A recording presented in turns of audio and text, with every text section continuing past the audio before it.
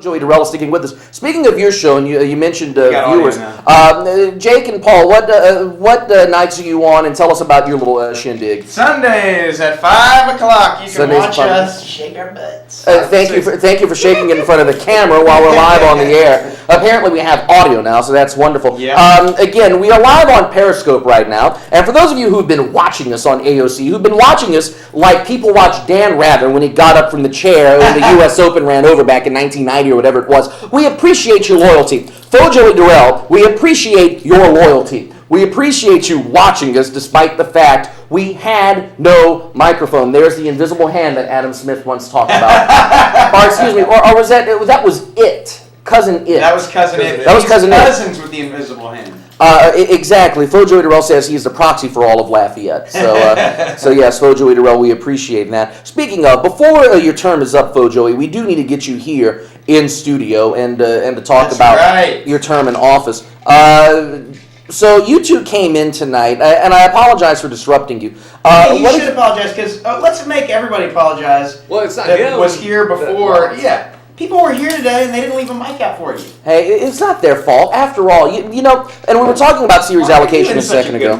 Because I'm in such a good mood because it's AOC and I'm periscoping, and now I got to figure out how in the world I'm going to get this thing to work. Do I have a natural mic stand here? It's not their fault that they didn't leave a mic out. I mean, who would think there'd possibly be a show on TV? Who would possibly think anybody would want to listen to this mess? But the thing with there we go. That's now we're getting it to work. Now the thing with today with series allocation was, and now that we have our hold on, wait, who punched the button? What button? Somebody hit 4 and it took us to black. When? I don't know. I looked over and we were in black. I've been watching you. You sure? Yeah. That must have just happened. Maybe you hit it with the phone. No. Because I realized saw me shake my butt on TV just now. I know you did, but we were in black. Well, not on live. It was here. Oh, that's their own feed.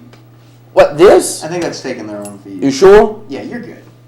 I think y'all are messing with my head. I think it'd probably be better for everyone if we were in black right now. I don't think we came all this way to mess with your head. Who knows? Maybe that coffee is messing with your head, so you're messing with me. Might be. But going back to series allocation, the best part about series allocation day, and for those of you who patiently waited for us to get audio, thank you, and thanks to Jake and Paul for coming in to saving the day. The best part about series allocation today, you know what? I cannot fault anybody for that because Liam, William's son, absolutely stole the show today. Really? Liam deserves his own 30-minute weekly show here on the Acadiana Open channel. Wow. Just let him run wild through the studio. Just let him talk and let him explain what's wrong with the world. And I swear to you, AOC would have the perfect ratings boom. Remember, the last time anybody beat Channel 10 or Channel 3 in the ratings was Jerry Springer back in '98. I guarantee you, if you put Liam in the old This Week in Wrestling slot of Thursdays at 10 o'clock, he would clean the clock in the Nielsen ratings. AOC might actually register a dent in the ratings book for the first time in a while. Back in the day when TWIW was on the air, it was just Lafayette Parish. Now we got 5 parishes. Who knows? Maybe we can get people. Yeah, I think that coffee is messing with you. Are y'all on? How was Mother's Day? The Mother's Day show. Lovely, beautiful. Yeah, both our moms called in. Good. Dr. Fu's mom called in. She did. Yeah, it was quite impressive. It was something. She got all the way from China. Yes. And wow. Yeah, it was. I heard David Bowie sing a song about her. The China girls. Yes. Yeah. Are you guys on tomorrow? No, not tomorrow. No. Oh, that's a disappointment. So for series, speaking of, what's the deal for next season for you guys? Are you series, not series? We're series. Yeah, we're hoping to get the same time slot, but did somebody forget to turn in their paperwork? I did. Good job, Jake. Yeah, it's all good. Nobody wants our. The one person who's on the payroll here forgets to turn in the paperwork. That's friggin' brilliant. Can we do it now? Like, make sure. Yeah, we'll do it. Let's do it Monday. I'm so sure somebody's gonna go for 5 o'clock. Somebody's gunning for 5 o'clock on Sundays. I don't know. I just hate to. That's sure. Mr. Harold Scheffler, the nicest man in the world, would come in and swoop in and put EcoLogic where Jake and Paul is, and force y'all to move into Sunday 10 o'clock. Ouch. He's conserving that space, man. Oh, well played. Speaking of, we over at Channel 3, we did a story with Mr. Scheffler in the Sierra Club not too long ago. I forget what it was. It may have been the Bayou Beautification or something like that. But it was some sort of civic initiative of cleaning up the community that we did a story with him on. He's such a wonderful person. Oh, he is, man. For those of you who aren't familiar with Harold Scheffler and the Sierra Club and everything they do here in Acadiana, give them a shout. Ecologic is on one Sunday a month. I forget if it's the first Sunday, last Sunday, or whatever it is. But they're on here. For last Sunday, the fourth Sunday of the month. Fourth Sunday of every month. Harold Scheffler and Ecologic are here on AOC. And if you want to find out about what's going on with regards to keeping this community clean, with beautifying Lafayette, with preserving our environment here in the city and the parish, and all of Acadiana for that matter, give them a shout, and also give Mr. Scheffler a call at his home. He's listed in the phone book, and I'm sure if you're interested in getting involved either with the Sierra Club or with just keeping Lafayette beautiful, he's the person to talk to, and he can help you out in that respect. So give him a shout, and of course, Ecologic here. Voices of African Americans will be back. Speaking of Sunday shows, they'll be back first and third Sunday. Pretty much everybody who's on the air with who had a show or who put in got the time slot they wanted. There was only one conflict, but that worked itself out earlier. I forget how exactly it did. What about you? We're moving to Mark's slot. Nice. We're moving to Tuesday nights at 9 o'clock, which Tuesday's means cool. hopefully no more microphone issues. That'll be directly my fault. Well, not necessarily, because, and here's what I'm hoping, because the thing about doing the Saturday show is I love the fact that I'm self-contained, I'm here in this studio, and even though the lighting is not the best, I love the ambience. I love what this set does. It's kind of cool. It is, and the meta monitor behind us, which has become almost a signature part of the show, as the owl has. And the owl's been with us on every show for the last 7 years. The meta monitor has been part of this for, I guess, for the last year now since we've been in this room. Look how many hands look how it does. Yeah, there's a delay, so they do like alternating. You're having too much fun with the meta monitor back there. I've always loved it. But the show has had so many elements that have, or this room has added so many more elements to the show that I'm hoping that we're able to stay in here, that we can broadcast from here. Oh yeah. And that barring some weird thing, y'all will be able to be in here. Juan Lares is still on Monday nights, right? Yes. Okay, that's what I was thinking of, because I know he's in here. And he actually he was in the front studio by. Matt, he had to be last week because that Eddie Talk was in here, and he likes the front studio. So that's right. He's gonna move anyway. What was that about anyway? I've heard about it. It was like Ed wanted to basically like ask the African American community in Lafayette what issues they had that maybe weren't talked about, and what just that kind of thing. And it was interesting, man. It was definitely interesting. On a scale of 1 to, I can't think of a good analogy here. How interesting was it? It was pretty interesting, dude. I mean, I know nothing happened. We didn't have to call in CNN or anything. No, but I'll tell you what. One of the solutions that you wouldn't hear in the mainstream media, but that many of the attendees brought up, was the idea that integration has failed in their mind, and that they want some kind of black nation state that if black people can, if they want, go into, that would segregate, that would not allow white people. I thought that was called Liberia. I thought that was done 200 years ago. It's been tried a few times. I think I know who may have suggested that. Well, it wasn't just one person, and they weren't all dressed in dashikis. I mean, there was a couple people dressed in suits.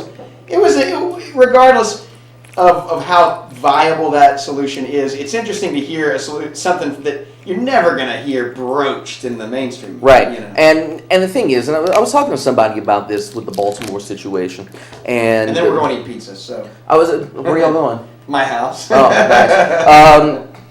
And you didn't tell I anybody? didn't get to put it in the fridge because I was coming home from the thing and I had to bring you. I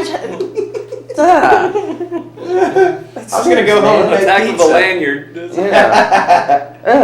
But no. In fact, take these, so if you need to get in places. Oh, where should I just put leave those them. back? Okay. Actually, leave them at the front. Okay. The thing with, and I guess I put this back in the back room, right? Yeah. Or can I just leave leave this? it out, dude? Okay. Leave it out. The thing with what we see, speaking of mainstream media, when it comes to issues with the black community, and I think the recent situation in Baltimore shed a light on the national media and what they care about. Baltimore, as a lot of us know, is a powder keg that was ready to spark at any moment. Anybody who's seen The Wire, or has heard of The Wire, or has read of reports out of Baltimore prior to this, knew that something was going to happen at any given moment, and it did. And the sad part is CNN, ABC, MSNBC, Fox News, whoever you want to mention here, didn't show up until a CVS was burned, until riots started, until there was something, quote, sexy to put in the media. And that's the part about the media, as someone in the media, that disturbs me, is that as the Fourth Estate, we are supposed to shed light on issues that otherwise wouldn't be exposed. The national media, because of their stature, is supposed to be the group that takes care of that. Now, the New York Times, the Washington Post, your major newspapers, for the most part, do a good job with that, with the exception of the Los Angeles Times, that when they destroyed that reporter who exposed the drug trade between the U.S. and Nicaragua. Yeah. I forget his name. He wound up killing himself because of it. Yeah. It'll come. They're doing a movie about him, and his name escapes me. Mark Hansen, something like that. I think you might be thinking of Chris Hansen. No, I'm definitely not. No, this guy. Why don't you have a seat over there? Well, we're bouncing, dude. No, I was doing my Chris Hansen impersonation. Just go ahead and have But the thing with the national network media is that they too have a stake in it, and they, more than than local media, which have gone to a minute 20 packages, stories that run no longer than 15 to 20 seconds, 30 seconds if it's a VOSOT. Jeez. They have that responsibility and that right to shed light on stories of mass import. They failed to do it with Baltimore, and for the most part, during the crisis in Baltimore, they failed to dig deeply into the root of the problem. People wanted to speculate what happened with the deceased, whose name escapes me now. Freddie Gray. They wanted to talk about what his criminal history was in some cases. Well, yeah, some people wanted to talk about the rioters and the damage they caused, and the looting and the shootings, and how many people were injured and how many officers were injured. Which, yes, those are storylines and they should be covered, but the most important part was, why did the powder keg blow up? Why did people start rioting? What was the relationship with police in Baltimore and certain members of the African American community, or the poor, or other people who otherwise fall through the cracks? What was the relationship, or what is the relationship with the police and other communities, not just in Baltimore, Sure. but in New York, but in D.C.? How about in Lafayette, New Orleans, Baton Rouge? And we here in Lafayette and other parts of Acadiana are lucky, and in a way spoiled, because here, for the most part, relationships with the community and police are very good. And we're lucky in that respect. Lafayette PD has a good reputation. Lafayette Sheriff's Office has a very good reputation. We'll see where that goes after the election. Better than the Lafayette PD. Let's not go there. Scott PD, since Chad Leger took over and cleaned up that department in the last 12 years or so, has done a fantastic job in policing and getting out in the community. Karen Crow and Carlos Stute, Broussard with Brandon Deku, Karen Crow with, I mentioned Karen Crow and Carlos already, Youngsville and their new chief, Ricky Boudreaux. I think Youngsville already had one, but Ricky is doing a good job as a former sheriff's deputy, now getting that department up to speed and where it should be, especially with regards to media relations. And then you look at other departments from around the area. You go to Vermilion, St. Landry, Iberia, for the most part, and some of these other parishes. Well, you look at Louisiana State Police, especially with Troop I, from Brooks David, who's there now, and even before him, with Stephen Hammonds, with David Anderson, Willie Williams going back a few years, all made sure that their agencies were out in the front, that they were shown doing good work, and that if something happened that would cause some kind of conflict, they were there to squelch it out. That they were there to explain, this is what happened, this is why we did it, or in the case, we did an investigation, something happened here that shouldn't have, we're going to take corrective actions. And that's the beauty of law enforcement, and again, I say for the most part, because as you alluded to, as with any agency, you will have bad apples. I think the Night Oil case, where sheriff's deputy and a state trooper were arrested for helping frame a guy on drug charges, I think that proves that not every officer will abide by his oath to faithfully serve and protect the community and protect and honor the laws and the Constitution of the state of Louisiana. There are bad apples. Let us not pretend that there aren't.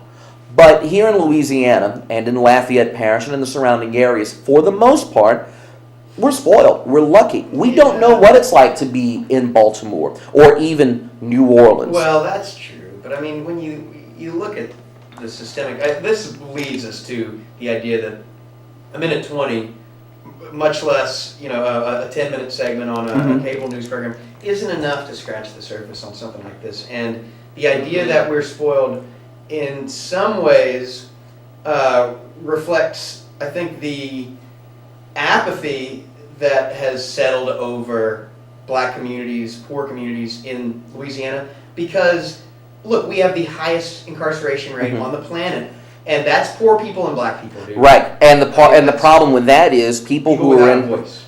People without a voice, but also people in power who abuse their power and use it to their advantage. Well, and we've seen that now, and we've seen that now for over 100 years. That's not just people in power abusing. That's people doing their jobs, man. That's people arresting poor people and black people on drug charges, on nonviolent charges, because that's their job, because that's the law of the land, and that's just immoral. I mean, our laws are immoral. I'm going to use the baseball analogy here, and I read this analogy with regards to the Supreme Court earlier. I'm going to use it with regards to police and the legislature. Police are the umpires in the baseball game of life. They are out there. They enforce the rules as they are set. I cannot fault them for that. You're right. They're doing their job. Yeah, I know what you mean. I don't fault them for that because I've got to do a job. You've got to do a job. You've got to do a job. We all have a job to do. Theirs just happens to be one, much like an umpire, where people are going to disagree with their call. Yeah, where people are going to disagree. That doesn't remove people's liberty. You know that. Well, in a way, an umpire does. Yeah, but come on, man. In real life, when you are, I'm not saying that they shouldn't do their jobs, but we need to have this conversation constantly. That we are putting people in jail for life. We are changing people's lives and taking away their liberty for arbitrary reasons. Right, and I don't disagree with that, but I don't blame the police. I blame for that. No, I blame the folks in Baton Rouge in the state legislature, and to an extent in Washington D.C. Who make up laws to fit their narrative of what should be, but also to fill their prisons so they can make money, and so the state can make money off of those prisoners. But where's that money coming from? The taxpayer. Exactly. They're not producing a product. California built, 40 prisons in a 30-year span and only one college? I forget what the stat was. Man. But the thing is, and speaking of colleges, it all comes back, though, when it's all said and done, to get back to the community, it's a need for education. Yep. And it's something, and this is not just a race issue. It's not a black issue, it's not a white issue, it's a universal issue, especially here in Acadiana. Because you will see kids who will go around who will do their best to emulate the latest pop star, to wear the latest fashions, go buy the latest pair of $300 Michael Jordan tennis shoes. Yeah. But they're not going to spend time to read To Kill a Mockingbird. They're not going to spend the time to read the works of Shakespeare. They're not going to learn physics or calculus formulas. They're not going to learn English grammar. What they're doing is failing to rebel. They can't rebel. The only thing they do is maybe rebel a little bit with their consumption. But the problem is rebelling is learning. If you want to rebel against the system, get smart. And that's the thing. And folks in power understand that education is the key to empowerment. That's why we have such crappy education. Why do you think Why do you think our current legislature, and again, not to generalize here, but the legislature has passed laws that prohibit retired teachers from going back in without losing their. They're not letting the retired teachers go back and collect a paycheck unless they forfeit their retirement. And right now we're at a critical shortage across the board in a lot of parishes. You mentioned the LSEA, Louisiana Science Education Act. That's one area. You've got people who are complaining about Common Core, trying to get rid of it. Folks, Common Core is not the problem. The problem is a curriculum that teachers in the school districts did not have a chance to vet before Common Core was hurriedly implemented last year. You want to blame somebody, blame your illustrious governor for that one.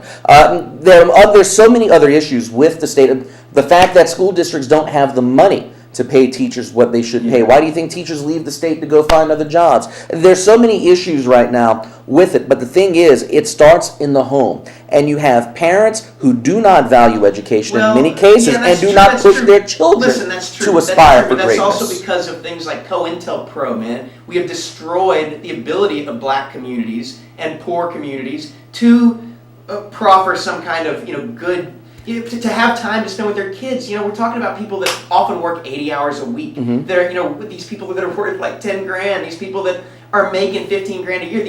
Come on, I mean, what kind of life is that? You can't raise kids on that. You certainly don't have time to spend with kids when you don't have the resources to provide for them. I mean, it's one or the other. Spend time with them or feed them.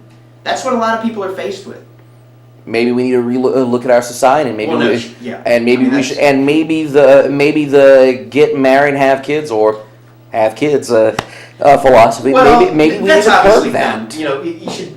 Having kids is probably kind of dumb. You have an awesome kid, but I wouldn't want to do as it. Robert De Niro said in Meet the Parents, keep your snake in your cage. Well, I mean, the idea though is that people should be able to have kids if they want. It shouldn't put you in debt. You should be able to get, a monthly college off shouldn't or put you in debt. Well, college shouldn't cost any money, dude. We're the only first world country where it costs anything to go to college. Yeah.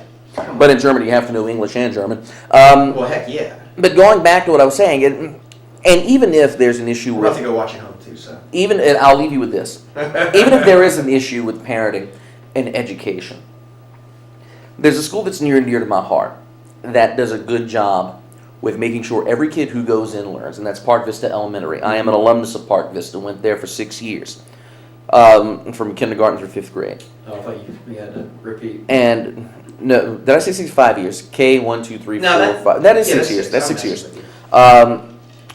And they absorbed a failing school in the last few years, Cresswell Elementary, which was, for what it's worth, was a segregated school without the title. It was across the street from Park Vista and served some of the poorest neighborhoods of Opelousas, predominantly black, and it was a failing school. Teachers, I don't want to say who didn't care, but teachers who couldn't reach these kids, and ineffective administration, for lack of a better phrase, and a school board really who gave up on it and really didn't care about Cresswell, despite the fact it was located right next door to the school board's central office. Oh, wow. I used to fix a copier, actually. The state came in and took it over as a recovery school district. The school district said, you know what, the state's not coming in here running one of our schools, we're going to close it and merge it with Park Vista. And there were a lot of people who thought that merging two schools would bring Park Vista down. Park Vista was an A-B school, which has turned out a lot of achieving alumni. Yeah. Not to toot my own horn, but to toot. Marcel Fontenot is another person who went there. Okay. Darla Montgomery, Devery Henderson, No kidding. among others. Doctors, lawyers, teachers, businessmen, the occasional stripper have all finished. Successful, though. Successful. Oh, that's great. Have all finished from Park Vista Elementary and have gone on to do great things, including the exotic dancer I mentioned, who, by the way, was not busted the other night in the lipstick raid.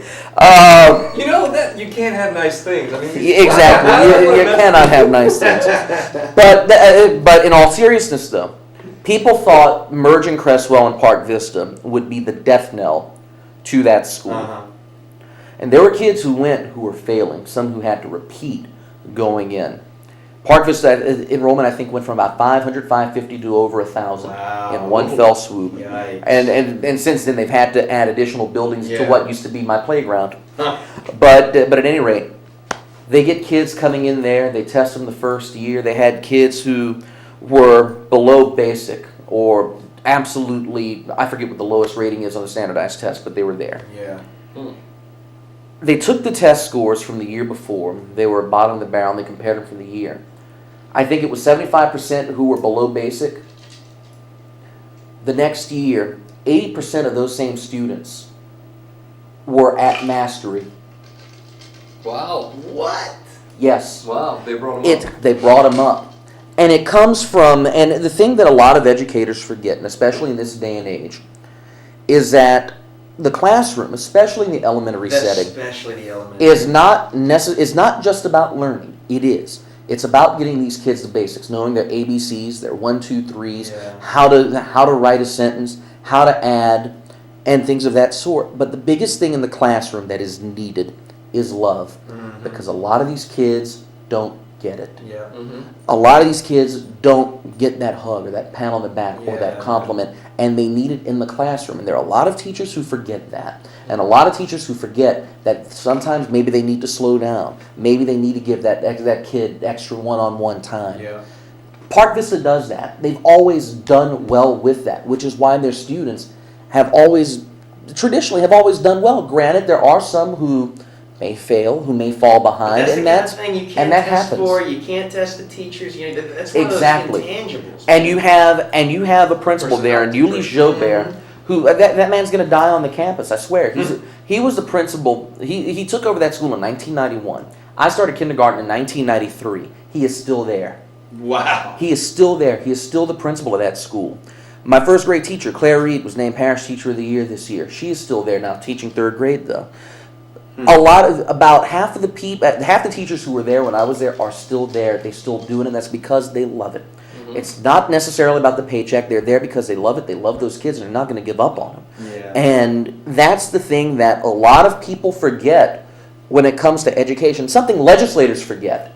You cannot put a standardized test on the value of a teacher. You cannot evaluate a teacher based on a standardized test or standardized test results. Like evaluating a teacher on the performance of their kids, like there's no other factor. Right. The fact of the matter is, if you want to look at a teacher, you want to look at a student and see what makes them successful, you need to go into the school, see the kind of relationship and how a teacher handles a classroom. That is how you can effectively judge a school and a student. But I would say the nature of a society that wants to judge schools and thinks that there are like actual metrics which you could do. I mean, Sweden has one standardized test. Yeah. One. Sweden. Right.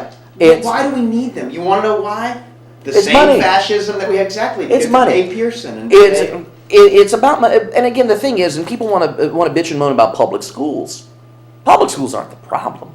It's the people who meddle in the public schools, legislators, school board members who go in with the vendetta. They're government schools. They're not public schools. They're run by lawyers that write laws. They're not run by schools. Well, exactly. But I will disagree with you slightly. I'm not saying that there's no way around. I'm going to disagree with you slightly on that. And then I gotta go, dude. I'm hungry. There are, yes, technically they're government schools. I hate that phrase though, because when it comes down to it, these are people who are from the community who are elected by us. Yeah. Who go in and run these schools. Yeah. School board members I have a problem with. Yeah. And we've seen it in Lafayette. There's one example in Vermilion Parish who I will not name on this TV show, but that person out there knows who she is. There's some examples in St. Landry Parish with this, and there are examples, especially with the man who should be superintendent but got screwed out of the job. I won't go into that either. Can I give props to Acadia Parish? Yeah, Acadia and Iberia have their crap together. I fixed copiers in Acadia Parish. I really see the schools tight. They have their... John Bork, the superintendent there, is a longtime educator. He's been in the business 50 years now and runs a tight ship there. Don Aguilar, now the superintendent here in Lafayette, was running a tight ship in St. Mary. Hopefully we'll bring that here to Lafayette. Iberia, Dale Henderson, superintendent there. Lottie Beebe and St. Martin are doing fantastic jobs there. Yeah. Lafayette's doing better now. St. Landry, Vermilion and Jerome Pio. Jerome does a fan-freaking-tastic job there. I just hope that the people on the school board there who are the person on the school board who is trying to conspire against him doesn't get her way. Evangeline, we never hear from Evangeline, but I guess that's a good thing. But you look at the school districts that are successful. What is the thing that they do right? They work together.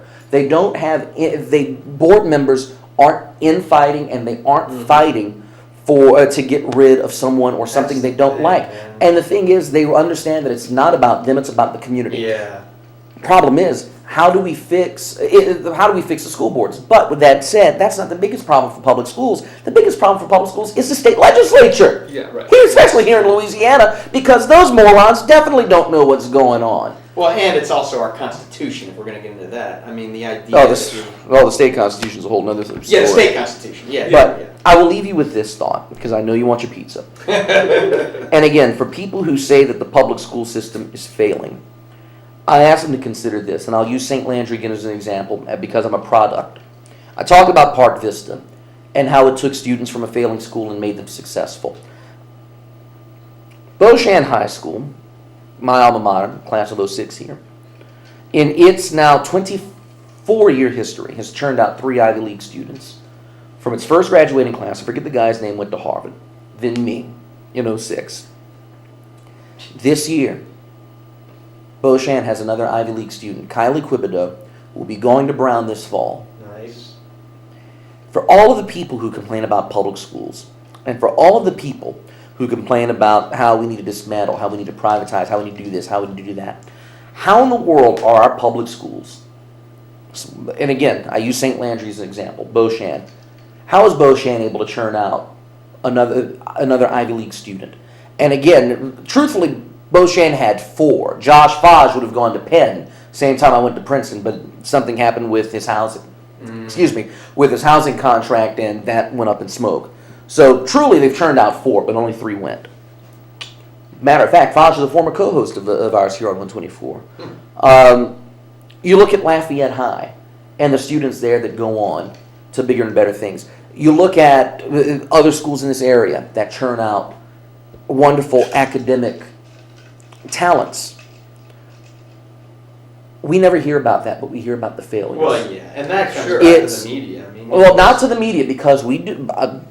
Again, to give credit where credit's due here, both Channel 3, Channel 10, and Channel 15, now they're doing news, do a good job of highlighting those students who do well, those who move on to the next level. The thing with, if legislators want to do something about public education, they would do 3 things. One, they would look at tuition at the public universities. They would look at how to make it more affordable, or increase more affordable for in-state students, or increasing tops for in-state students. I understand the need to raise tuition. You can do that to out-of-state students. Those who want to come here, especially those who want to come to UL for computer science or for engineering, those who want to go to LSU for engineering or even law school, they'll pay a little more to come here. And after all, Louisiana needs to be comparable with the nation. After all, we got to make our money back. The state needs to look at making sure that it makes money off of public ed, because, especially public colleges, they've got to do that. But at the same time, the state has to figure out a way of getting its students, public school students, out of here and get them looking for scholarships that will get them to colleges outside of Louisiana. And I know that sounds counterproductive to having our best and brightest build Louisiana for the future. But you let them go for 4 years, or even longer if they decide to get a graduate or postgraduate degree. They will, I'm sure, miss the state and they will come back. Some of them won't, some of them will stay away. But Louisiana has a habit of being a bubble and either trapping people or calling them back in.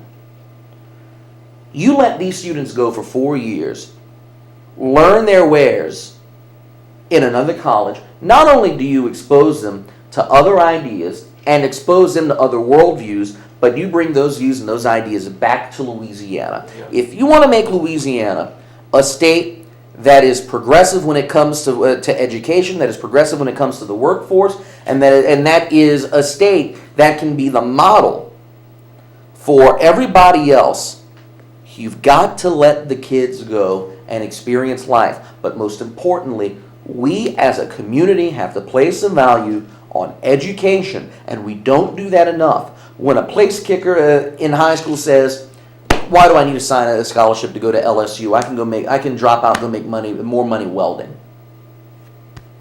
We have failed as a people. When any kid says, "I can drop out and make more money doing X, Y, Z," we have failed our mission. Never did I go to college, man. It wasn't worth it economically. But Jake, I wouldn't, you know. if you'd have left Louisiana, you probably would have. It was all economics for me. I wasn't going to go to school if I couldn't afford it, and I couldn't afford it in the U.S.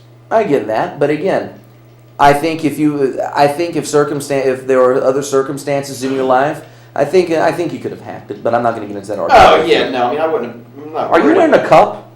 it. No.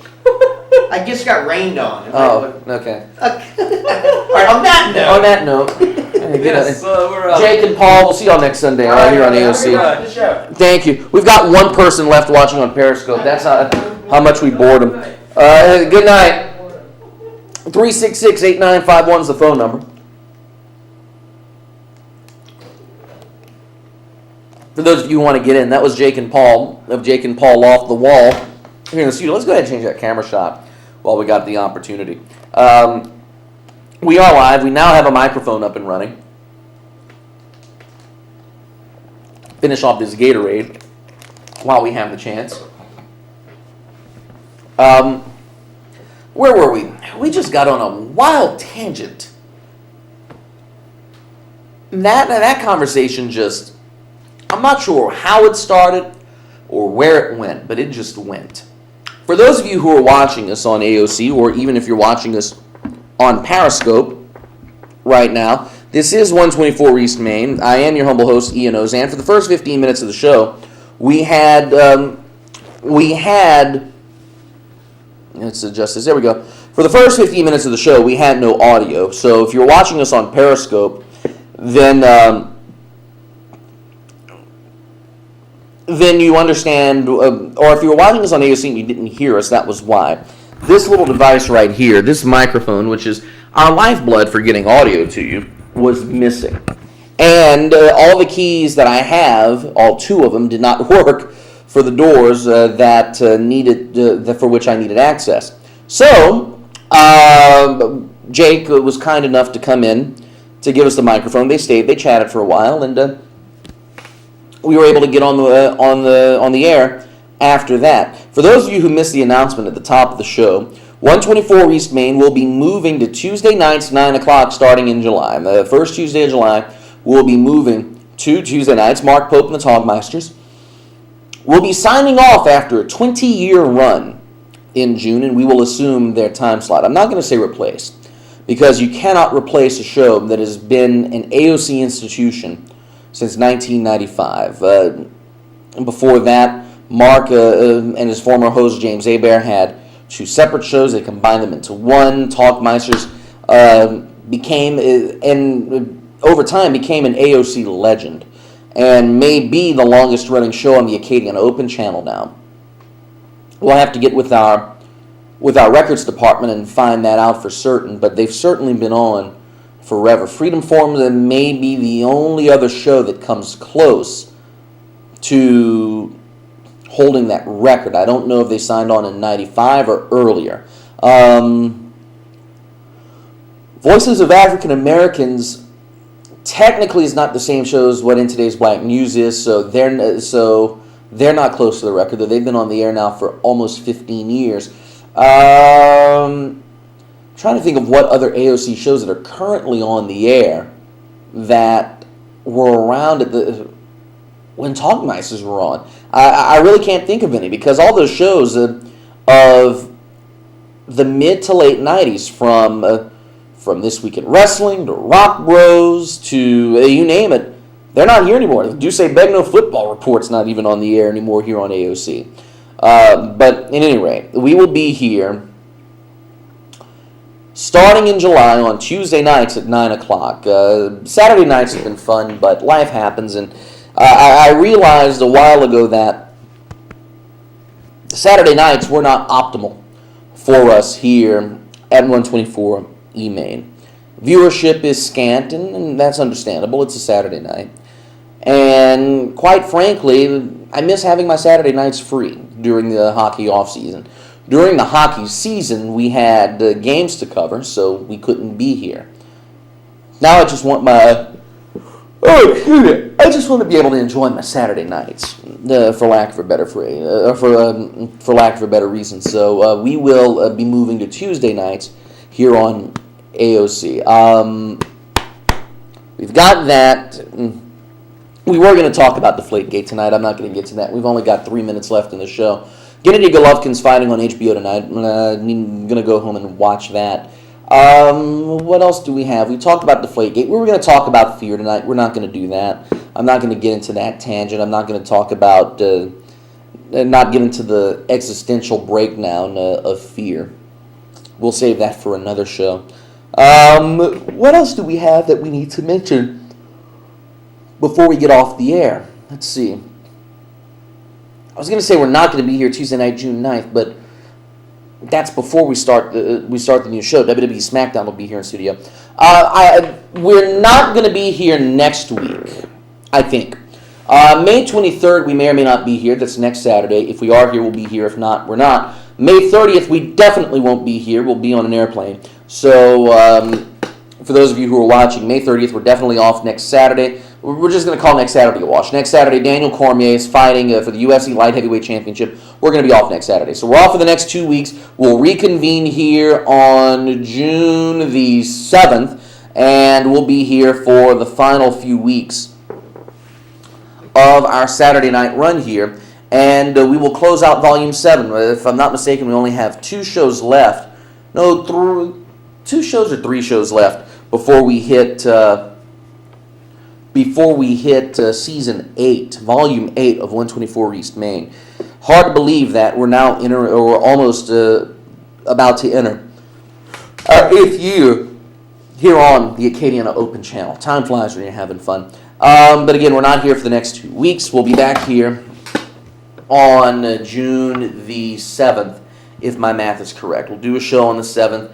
Then we will, we'll do a show on the 7th, and we'll do a show on the 14th. So we have 2 more shows after this to wrap up Volume 7, and then we begin Volume 8 of 124 East Main. Wow.